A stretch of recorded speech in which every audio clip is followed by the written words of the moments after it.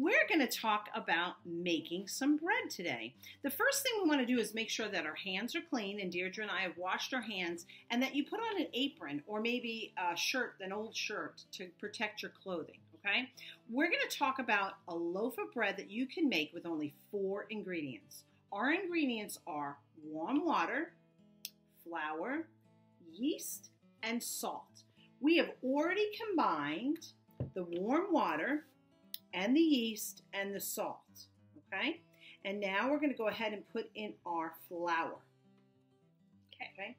So let's go through what the measurements are of all of our ingredients. We have 4 cups of flour. Go ahead and put that in nice and slowly. 4 cups of flour. We have 2 cups of warm water, 1 tablespoon of salt, and 1 tablespoon of yeast. Okay? We're going to make sure we get every bit of that flour in. Oh, perfect. Thank you, Deirdre. And now we're going to stir it. And we're going to put it in just one container. You literally just put it all into one container. And we want to make sure it's really well combined. Now it starts to get a little thick, so we're going to go ahead and stir it as much as we can, scraping the sides, making sure you get every bit of that flour off of the sides of your bowl, and that all of the dry becomes wet. Okay? And at some point you're going to say, I can't really stir it too much with my spatula, so I'm going to go ahead and take the spatula out, and I'm going to use my hands. And this is where it's important to make sure that you have clean hands. Now this is going to feel a little bit like Play-Doh. It's kind of fun. All right?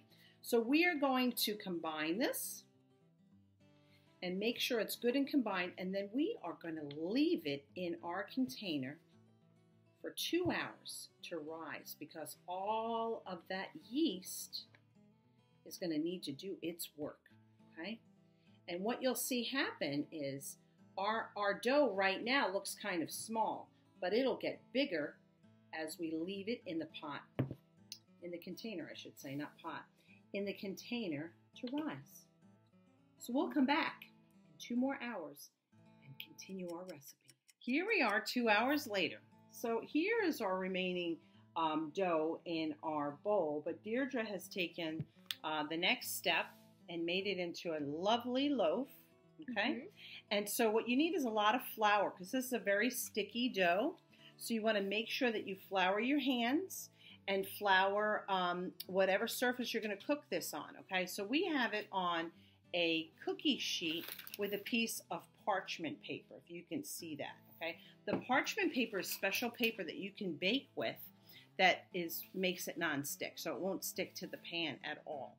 And that's actually what the recipe asks you to do, to make sure that you put it on a baking sheet with parchment paper. And we're going to leave it now for another 40 minutes. Stay tuned. All right, well, our 40 minutes have passed, and Deirdre's going to go ahead and show you what our loaf looks like, okay? It's a little bit fluffier. And now what we're going to do is we're going to do something called scoring. Now, this is something that an adult needs to do, because you need a very sharp knife to do that. So maybe, Deirdre, you can turn the camera a little bit towards me. And so basically, scoring is just making those lines that you see often in the fancy bread in the bakeries or in the grocery store, and they have those lines. So you have to make pretty deep cuts. I've done this before, and I've made like kind of shallow cuts, and it didn't work as well. So you want to make deep cuts, and that'll make the bread look really, really cool, okay?